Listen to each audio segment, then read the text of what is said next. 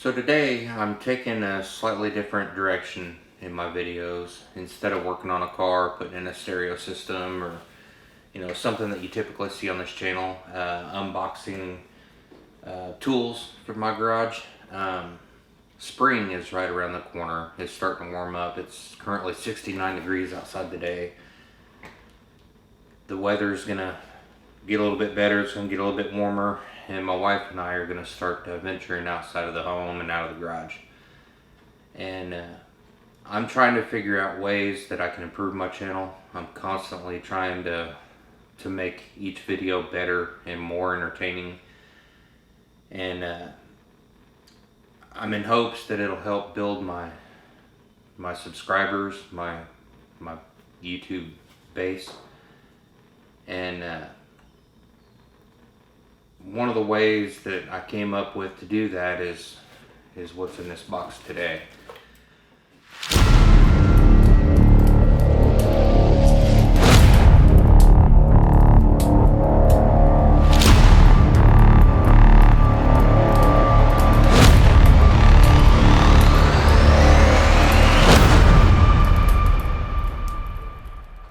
We're going to be going to like the Corvette Museum, going to car shows with our Corvette and our motorcycle. And instead of just carrying around a camera, I thought it would be cool to get a bird's eye view of things, a drone. And I started down the rabbit hole of what would be appropriate for me. And I don't need anything that carries a big payload.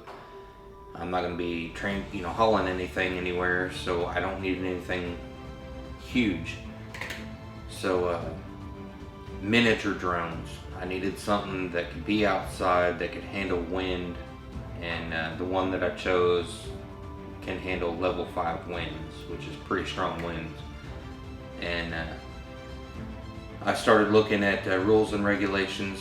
I'm a friend with a guy who manages the local airport here, and he kind of helped me out with some of the guidelines, like the FAA Part 107 and rules and regulations that are based on drones. And I wanted to be able to stay in compliance while still having fun.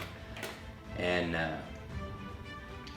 what I ended up, I made a list of what I needed versus what I didn't need, pros and cons, what I'd be willing to give up, just to get the drone that's going to fit me in this channel. And what I came up with was 2 different options. I don't remember the name of the first, but there was a drone that was under 250 grams, and according to the FAA guidelines, anything under 250 grams, you don't really have to register, and you don't have to have a license to fly it unless you're doing it commercially. But if you're just doing it for recreation, for fun, you're not gaining any money off of it, which currently my channel is not monetized, so I don't have to worry about that. I chose to go with the DJI Mini 2, and it doesn't have avoidance collision or the follow me program. There was another one that did have those 2 features, but all the videos I watched, people said it was kind of gimmicky. They didn't really work like they should. So they did a comparison of that drone versus the DJI, and they said that they were willing to give up those 2 features, the follow me and the avoidance collision, because the app that runs the DJI is just so much better. It's a better experience, and the camera is a lot better. The camera that's on the DJI is 4K, and it's on a gimbal, and you can operate everything off of the remote.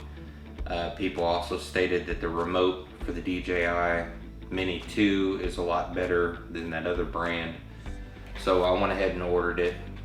And I know this isn't going to give me videos of me working on vehicles, and that's what most of you are here for. You're following me for like what I'm doing with my Corvette.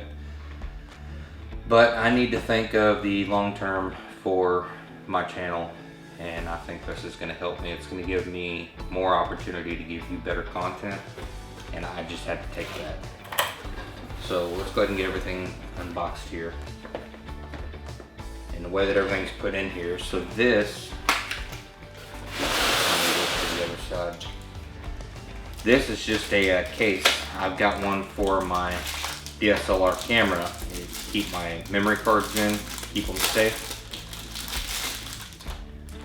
This is a waterproof case that you can put regular size memory cards in, or the micro SD cards. Put that aside. And then I got two of these SanDisk 128 gigabyte micro SD cards. If you're getting into drones, what you're going to want to do is look at the memory card. SanDisk is a good one. You got Sony, and there's a couple other brands that are decent. But there's this little number down here on the bottom left-hand side. It looks like it's got a little U or a box around it, and it has a 3 in the middle. It's for higher speed transfers, and it's made for like 4K video. And the last thing you want to do is get up in the air with your drone, think that you're recording, land, and you come home and you put your card in your computer to transfer your files, and there's nothing there. So make sure you get a good memory card. I got two. I don't think I'm ever going to fill up 128 gigabytes in a flight, but if I did, or something happened with one, I have another one on hand. So I just went ahead and got two of them. And then here I got a pad, like a landing pad. And some people may not understand, why would you get a pad? They might think that it's kind of silly looking. But when you're in a grassy area, a field, or muddy situation, you're gonna want something that your drone can land on. You don't want your propellers getting into the weeds and things of that nature. But the drones are also, the camera systems are designed when you want to bring the drone back to land, it'll look for a pad. And if you don't have one, it tries by GPS to find where it took off from, but they say that the accuracy is better if you have a pad.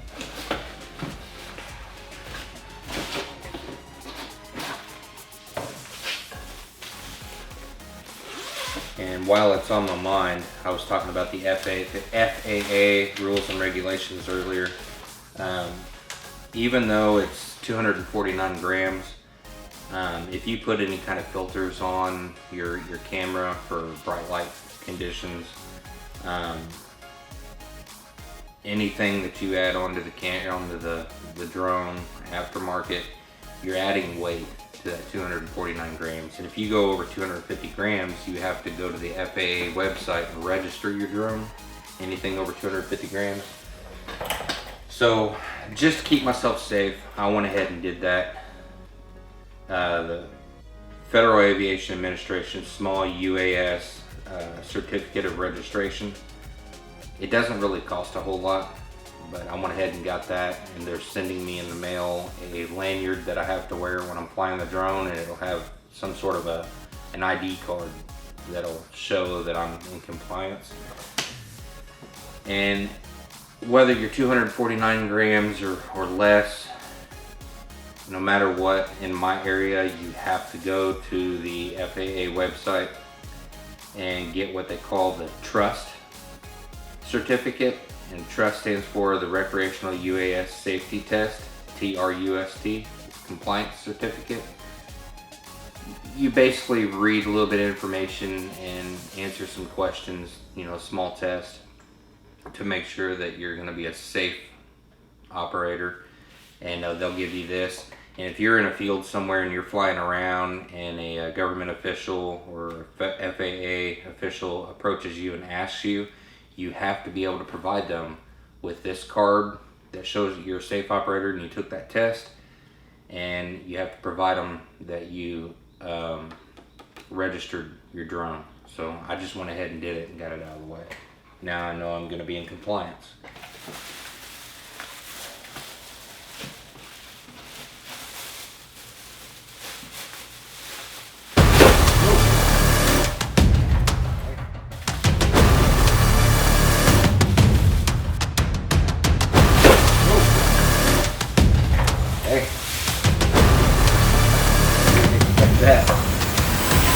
That's huge.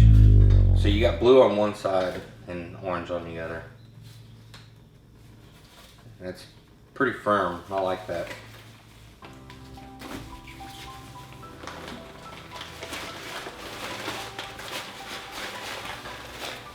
Tried to take me out.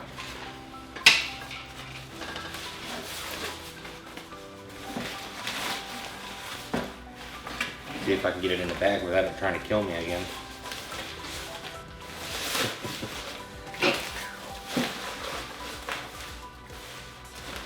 That got the old blood pumping.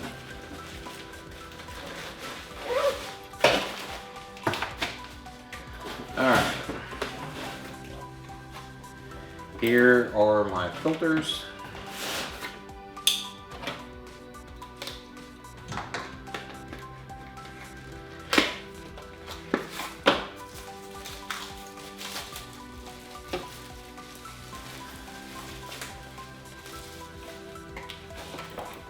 So I'm noticing it's a pretty nice little case, really light too. But inside you've got 4 different filters. See if I can get one out here.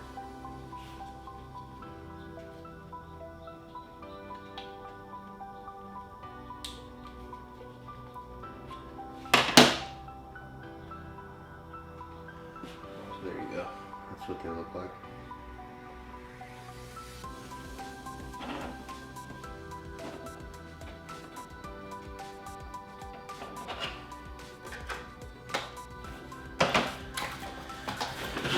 And last but not least,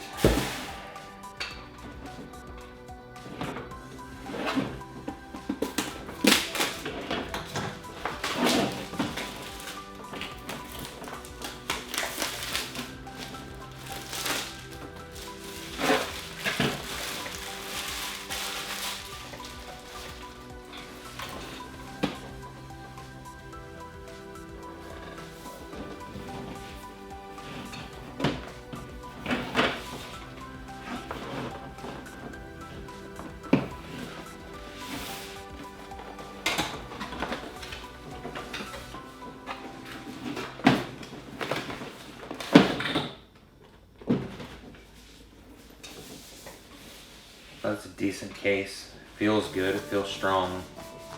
It's not that real thin sheet material that you're used to seeing.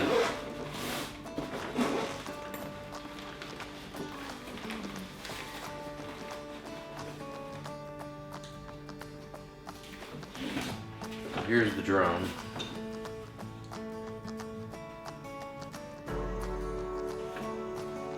And it's about the size of the palm of my hand. It's a decent size.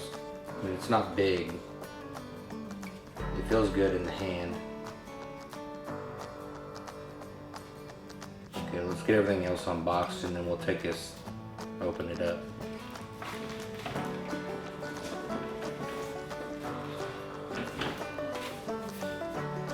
Looks like this might be documents. Yeah, quick start guide and your owner's manual and warranty and card information. We'll set that aside and I'll look at that later.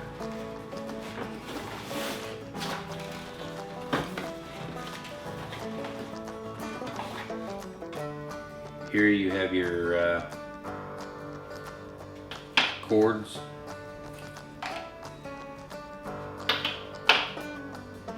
So it looks like it's going to be USB-C to USB-C on this one, and then C to USB Mini on that one.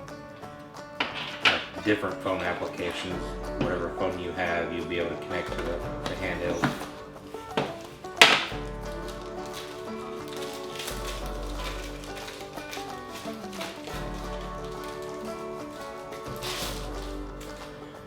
So here's your charging base. It'll hold 3 batteries, and the other 2 batteries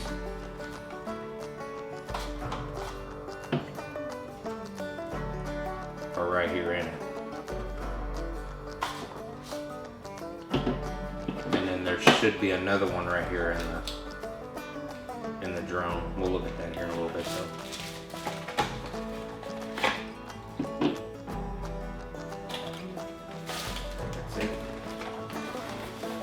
And then this is the last thing in the bag. It's the remote. And that's got a lot of weight to it.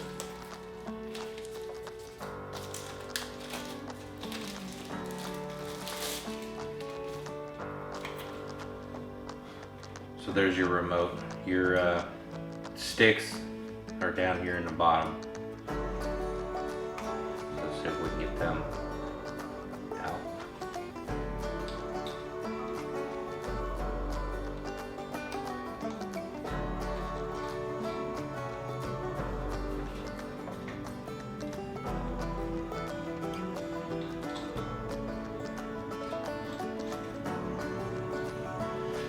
And this right here pulls out, and you can put your phone in there, and it looks like it'll take a huge phone.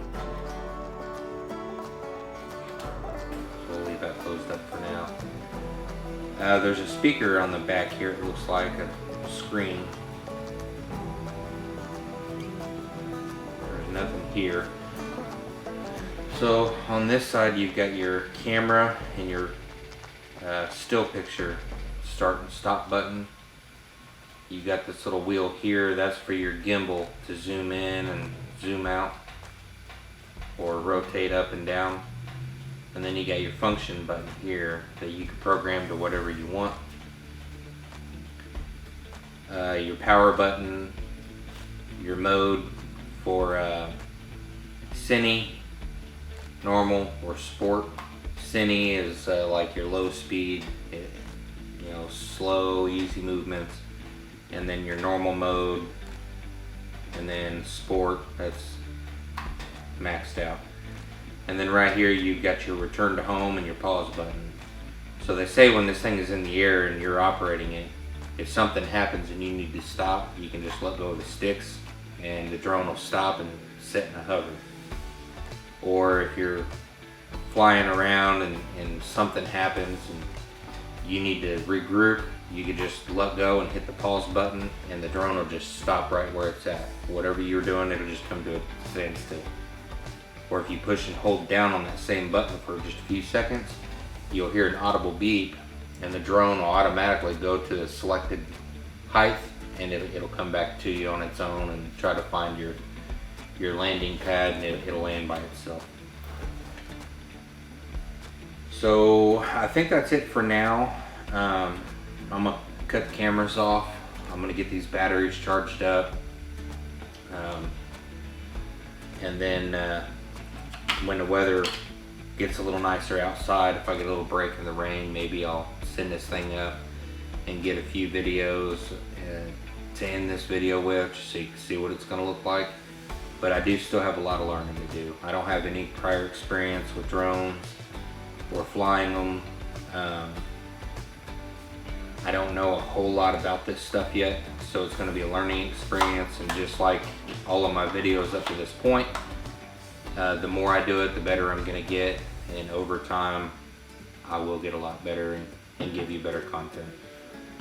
I did say that I was going to open this up for you though before I turn the camera off. So that just snaps and this opens up. And there are stickers all over this thing. So we're going to open them up easy, let them props go. Them are already free. So they say you fold these out first, and then you fold these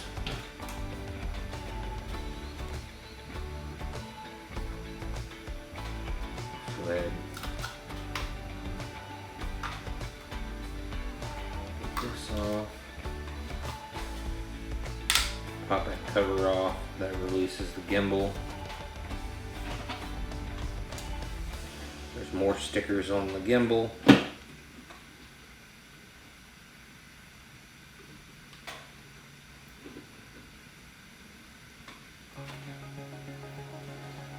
Get off of me.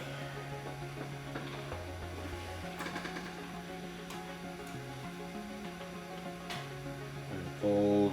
We'll get all these stickers torn off of it. We don't need those.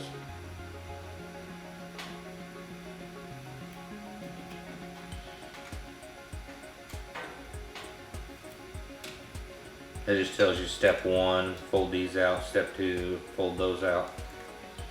Let's see if we can get this off.